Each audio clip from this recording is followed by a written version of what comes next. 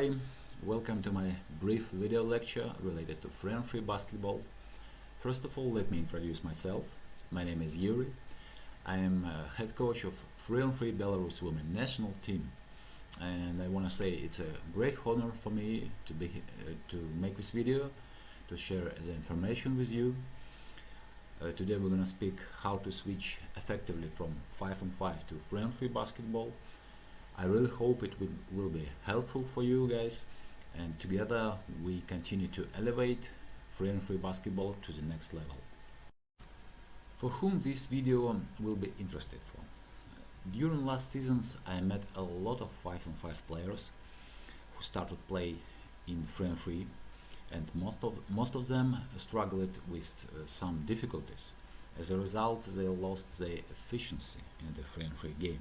So first of all, this video is designed for basketball players who is about to start playing free and free, as well as for acting free and free player with decent experience who want to increase their efficiency. Also, this video is supposed to be useful for free and free coach, especially on youth level. For example, under 18 national team coach, the coach who is searching for appropriate 5-on-5 players and try to adjust them to free and free basketball.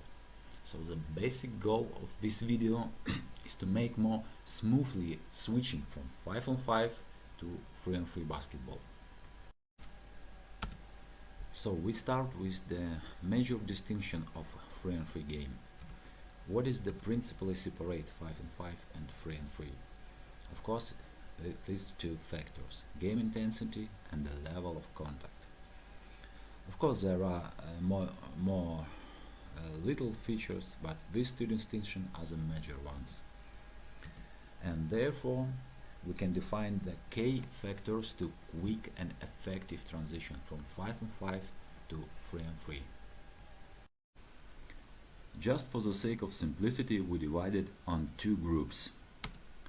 Basic factors, what related to players' skills and abilities, and secondary, just organizing issues. We briefly go through each of them further, except one, physical preparation. It is really a specific subject which require a thorough consideration. And thankfully there is a comprehensive study you can find on the official FIBA Free and Free website right here, physical preparation. I'm sure most of you guys get familiarized already with it. There are a lot of theoretical and practical information you can find, and you could gain benefits from that. So we're gonna start directly from number 2, decision making. What do we mean decision making? Free and free basketball, it's a new mindset for the players in terms of intensity and numbers of decisions they have made. It is good to see when we compare and start of the new possession in 5-on-5 basketball and free and free basketball. After scoring the basket in 5-on-5, usually most of the players on the court have 3, 4 or even up to 7-8 seconds to re-establish yourself, not only physically but mentally as well, until the moment when they have to make new serious game decisions like shoot, pass, drive or cut.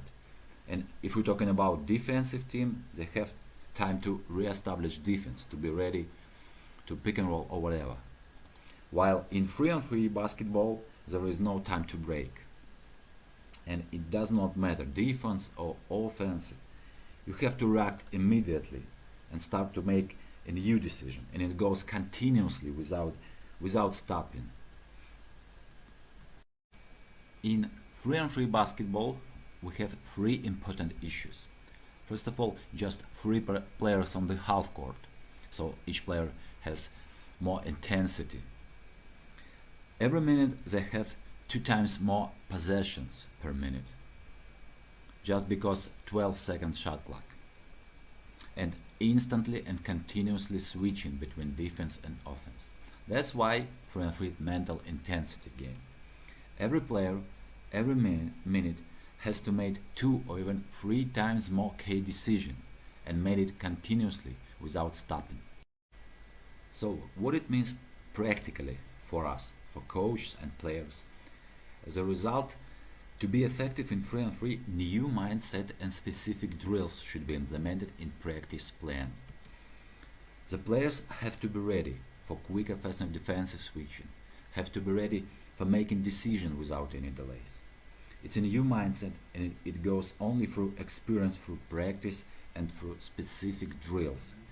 Here I'm just describing what kind of drills could be.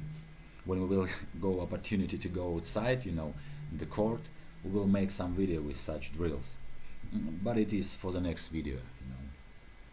So the important conclusion, the practice drill should be made not only the shooting drill, for example, but should be made shooting drills and immediately goes to the defense.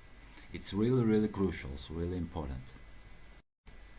The next key factor is do not afraid the contact. It's obvious. In the 3-on-3 basketball, higher level of contact allowed on every action. It doesn't matter. It's on shooting, on dribbling, on post play or boxing out. Right here on shooting, usually on driving to the basket. A higher level of contact allowed on every action. So the point is clear. Specific drill with contact should be implemented in practice plan. Of course, you have to use some boxing equipment for that. It's a pack of drill you could use on every basketball skill. There are just a few descriptions of different kind of drills. I hope we can make a video in the future and gonna show it in the next lecture.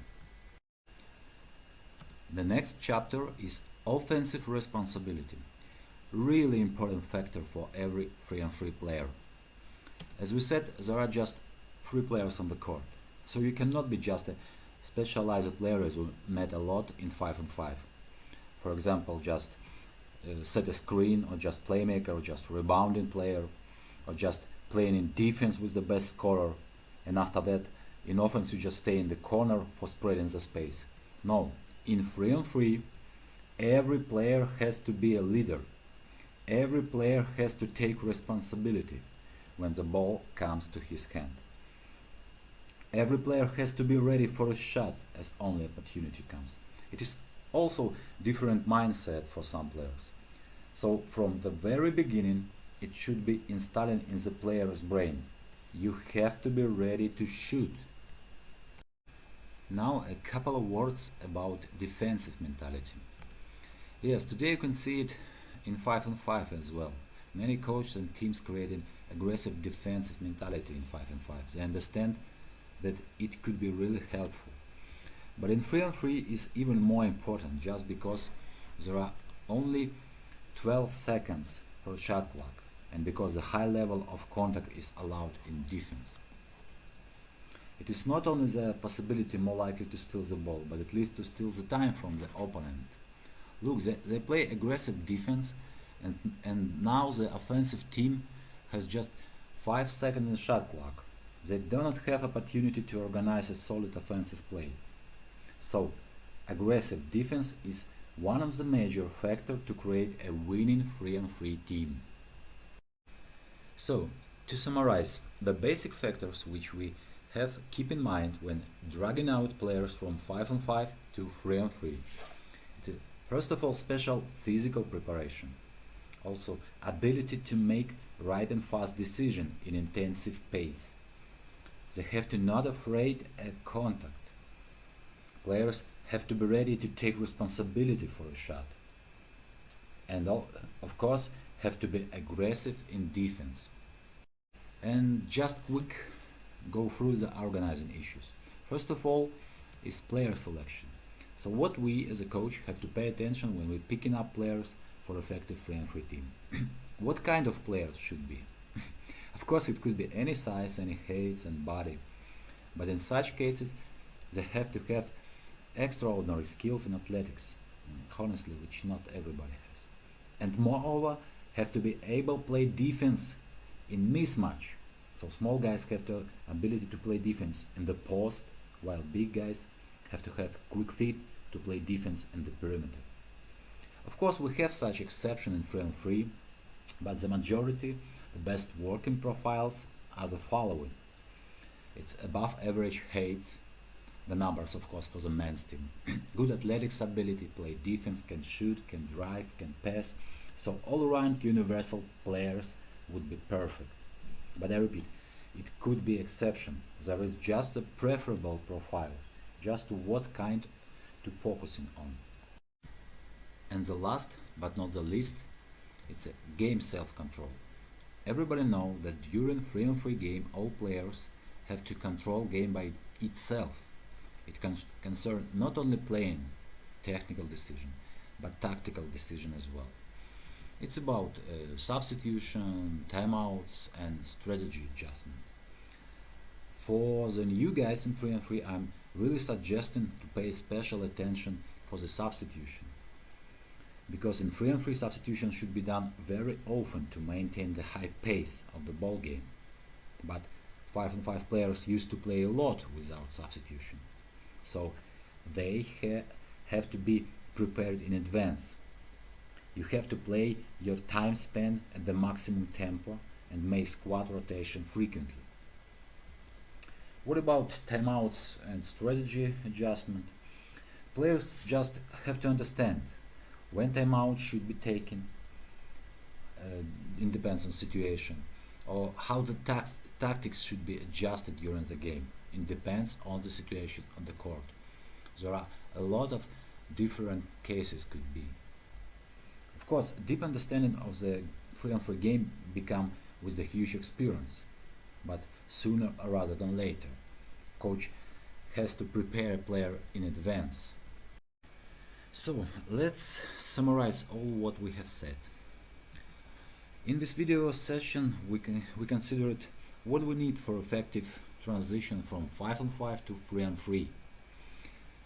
What 3 and 3 players have to be able to do, what to focusing on to be effective in 3 and 3. What about coaches? They should know what criteria keep in mind when looking for a new 3 and 3 players, or on what kind of skills and abilities coach should focus on in their practice plan to create a great 3 and 3 team. So that's it. I really hope you enjoy this video and it will be helpful for your understanding the game 3 and 3 and for your future practice as well. Thank you for your attention, and I wish you to stay healthy, to stay in the shape, and see you on the court. Bye.